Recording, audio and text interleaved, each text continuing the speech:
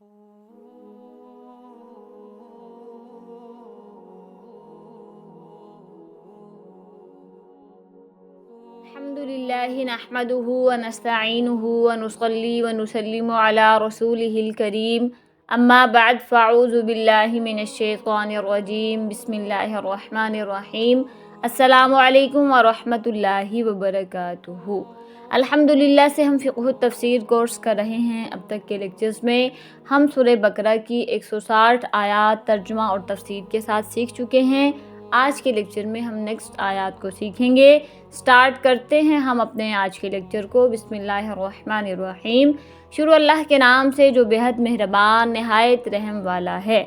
ان الذین کفروا وماتوا وهم کفار اولئک علیہم لعنۃ اللہ والملائکۃ والناس اجمعین۔ ترجمہ، بے شک وہ لوگ جنہوں نے کفر اختیار کیا اور کافر ہونے کی حالت ہی میں مرے، ان پر اللہ کی اور فرشتوں کی اور سارے انسانوں کی لعنت ہے۔ تفسیر عثمانی، یعنی جس نے خود حق پوشی کی یا کسی دوسرے کی حق پوشی کے باعث گمراہ ہوا اور آخر تک کافر ہی رہا اور توبہ نصیب نہ ہوئی تو وہ ہمیشہ ملعون جہنمی ہوا۔ مرنے کے بعد توبہ مقبول نہیں، بخلاف اول فریق مذکور سابق کے کہ توبہ نے ان کی لعنت کو منقطع کر دیا کہ زندگی میں ہی تائب ہو گئے۔ اس کے بعد پھر نیکسٹ آیت ہے خالدین فیہا لا یخفف عنہم العذاب ولا ہم ینظرون۔ ترجمہ، وہ ہمیشہ اسی پھٹکار میں رہیں گے، نہ ان پر سے عذاب کو ہلکا کیا جائے گا نہ ان کو مہلت دی جائے گی۔ تفسیر عثمانی، یعنی ان پر عذاب یکساں اور متصل رہے گا، یہ نہ ہوگا کہ عذاب میں کسی قسم کی کمی ہو جائے یا کسی وقت ان کو عذاب سے مہلت مل جائے۔ اس کے بعد پھر نیکسٹ اگلی آیت ہے وَإِلَٰهُكُمْ إِلَٰهٌ وَاحِدٌ لَا إِلَٰهَ إِلَّا هُوَ الرَّحْمَٰنُ الرَّحِيمُ۔ ترجمہ، اور تمہارا خدا ایک ہی خدا ہے، اس کے سوا کوئی خدا نہیں، جو سب پر مہربان بہت مہربان ہے۔ تفسیر عثمانی، یعنی معبود حقیقی تم سب کا ایک ہی ہے، اس میں تعدد کا احتمال بھی نہیں۔ پس اب جس نے اس کی نافرمانی کی بالکل مردود اور غلط ہوا، دوسرا معبود ہوتا تو ممکن تھا کہ اس سے نفع کی توقع باندھی جاتی۔ یہ آقائی اور بادشاہی اور استادی اور پیری نہیں کہ ایک جگہ موافقت نہ آئی تو دوسری جگہ چلے گئے۔ یہ تو معبودی اور خدائی ہے، نہ اس کے سوا کسی کو معبود بنا سکتے ہو اور نہ کسی سے اس کے علاوہ خیر کی توقع کر سکتے ہو۔ جب آیت وَإِلَٰهُكُمْ إِلَٰهٌ وَاحِدٌ نازل ہوئی تو کفار مکہ نے تعجب کیا کہ تمام عالم کو معبود اور سب کا کام بنانے والا ایک کیسے ہو سکتا ہے، اس کی کیا دلیل ہے؟ اس پر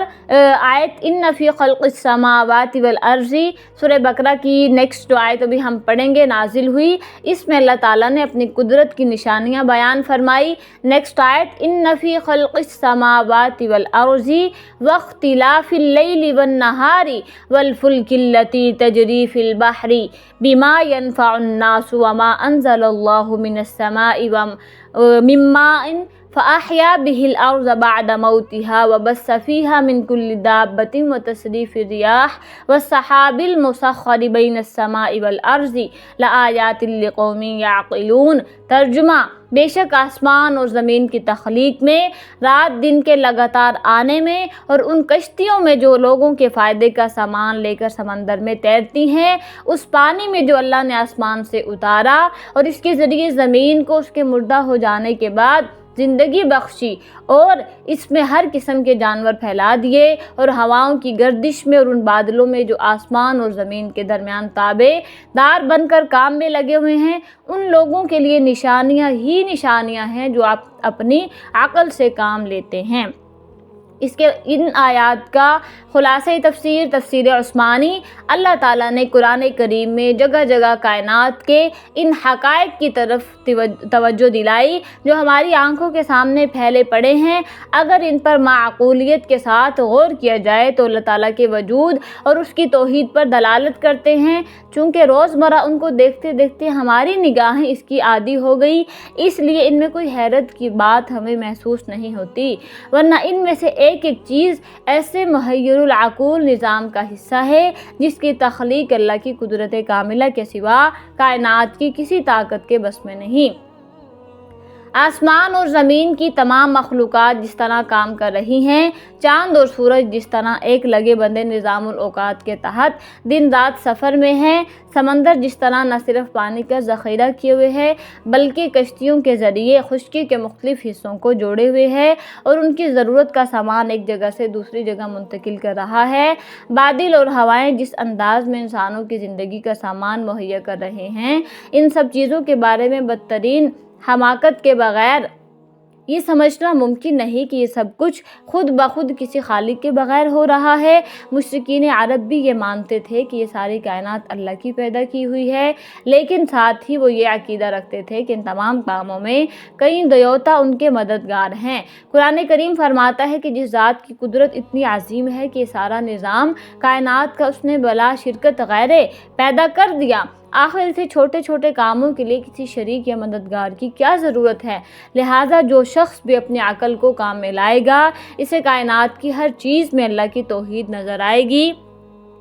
تفسیر عثمانی یعنی آسمان کے اس قدر وسیع، اونچا اور بے ستون پیدا کرنے میں اور زمین کے اتنے وسیع اور مضبوط پیدا کرنے اور اس کے پانی پر پھیلانے میں اور رات اور دن کے بدلتے رہنے اور ان کے گھٹانے اور بڑھانے میں اور کشتیوں کے دریا میں چلنے اور آسمان سے پانی برسانے اور اس سے زمین کو سرسبز اور تر و تازہ کرنے میں، جملہ حیوانات میں اس سے توالد و تناسل نشو و نما ہونے میں اور جہات مختلفہ سے ہواؤں کے چلانے میں اور بادلوں کو آسمان زمین میں معلق کرنے میں دلائل عظیمہ اور کثیرہ ہیں۔ اللہ تعالیٰ کی وحدانیت اور اس کی قدرت اور حکمت اور رحمت پر ان کے لیے جو صاحب عقل اور فکر ہیں فائدہ لا الہ الا ہوا میں توحید ذات کا، الرحمن الرحیم میں توحید صفات کا ثبوت تھا، اور ان فی خلق السماوات میں توحید افعال کا ثبوت ہوا، جس سے مشرکین کے شبہات بالکلیہ مندفع ہو گئے، دور ہو گئے۔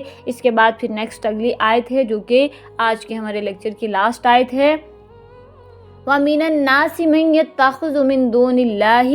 أَندَادًا يُحِبُّونَهُمْ كَحُبِّ اللَّهِ وَالَّذِينَ آمَنُوا أَشَدُّ حُبًّا لِلَّهِ وَلَوْ يَرَى الَّذِينَ ظَلَمُوا إِذْ يَرَوْنَ الْعَذَابَ